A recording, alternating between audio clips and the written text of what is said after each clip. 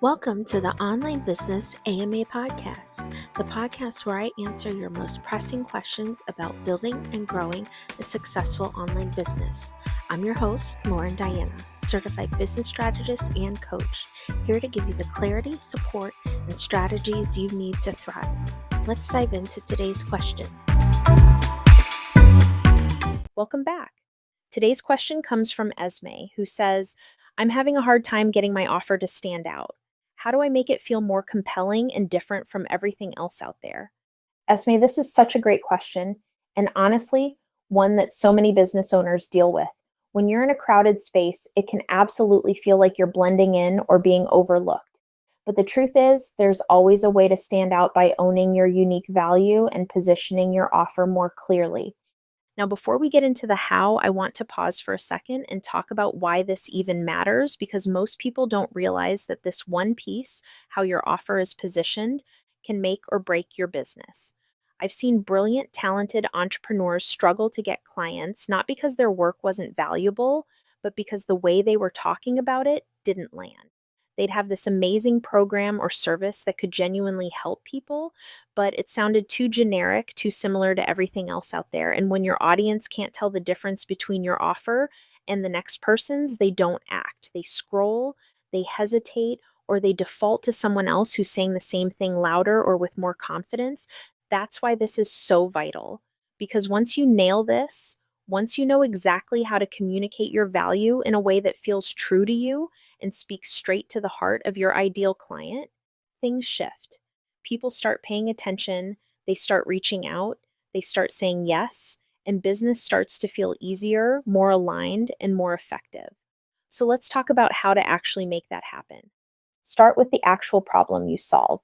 And I don't mean the surface level version of it, I mean the deeper, specific, real life version your client is actually experiencing. What are they struggling with before they come to you?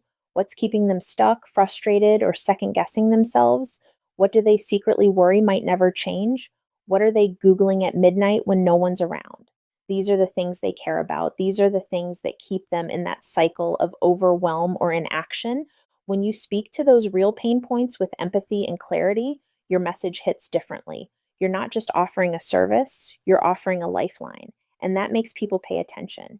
And then think about the outcome, the transformation, the after picture. What is going to be different for your client after working with you? Not just how will they feel, but what will they have? What will they know?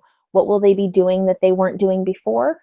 This is the part most people skip or breeze past, but it's one of the most important pieces. People don't buy a package, they buy a result. They're not investing in your 3 calls or your process. They're investing in the confidence, clarity, momentum, and results they'll get from those things. So get super clear on what success actually looks like and describe it in their language, not yours.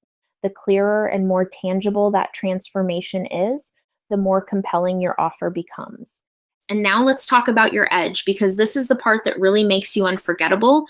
Your edge is the thing that makes your offer yours. And it's not just your niche or your price point. It's your perspective. It's the way you see the problem. It's your lived experience, your values, your vibe, the way you teach, the way you coach, the way you lead. It's how you blend things together that other people don't. And maybe you have a background in corporate and now work with creative entrepreneurs. Maybe your approach is more intuitive or trauma-informed or rooted in spirituality and strategy. Maybe you're the person who can simplify complicated stuff so your clients can finally breathe. The truth is, most people don't even realize what makes them special because it's so natural to them. But that's often the magic. So start paying attention to what your past clients rave about. Start noticing what people say feels different about working with you. And don't be afraid to claim that, because when you can articulate what makes your offer feel unique, it becomes almost impossible to ignore. And I just want to say, if this feels a little overwhelming or you're not sure where to start, that's okay. Most people aren't taught how to do this, but it's one of the most important skills you can develop as a business owner. Because once you get this down, everything else, your content, your sales process, your confidence, it all becomes easier. It gives you direction, it gives you language, and it gives your audience something to say yes to. So Esme, thank you for asking this. You're not alone in this challenge. And the fact that you're even thinking about how to make your offer more compelling means you're on the right track. Keep digging, keep refining, and keep leaning into what makes your work powerful. You've got this. Talk to you soon.